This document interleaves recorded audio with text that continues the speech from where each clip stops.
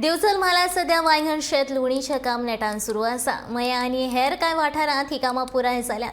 यंत्रा वरवीं लुवणी आनी वळणीची कामां सुरू आसात. फुडल्या 4-5 दिसां भितर ही कामां पुराय जावपाची शक्यताय आसा.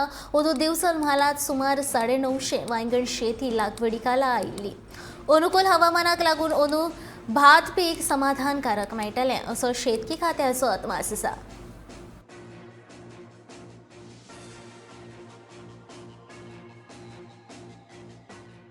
एक बरें दिसता की जी आमची रबी भाताची लागवड असते फाटल्या सिजनाची त्याच्या आता सध्या हार्वेस्टिंग म्हणजे भात कापणीचें काम हे बऱ्यापैकी सुरू झालेलें आसा. बऱ्याचशा गावांनी आता पुराय जायत आयिल्लें आसा आणि जवळजवळ 950 हेक्टर एरिया ह्या बिचोली तालुक्यात वेगवेगळ्या गावांनी अशें मेळून एक अंदाजे इतली हेक्टर एरिया ही भात लागवडी सुद्दां येता.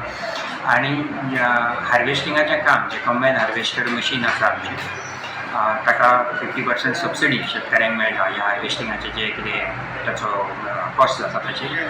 सो हें काम बऱ्यापैकी फुडें पावल्लें आसा. बरें समाधानकारक रित्या जाता. दुसरें म्हणजे पिकावळ. आतां एक फावटी पावसाचो डिस्टर्बन्स तितलो ना जाल्या कारणान बऱ्याचशा गांवांतल्यान रिपोर्ट्स अशे आसा आनी रोग किडींचो तितलो प्रादुर्भाव ह्या वर्सा जावन नासल्या कारणान बरें पीक भाताचें आयिल्लें आसा. हें एक सादारण चित्र सगळे कडेन आसा.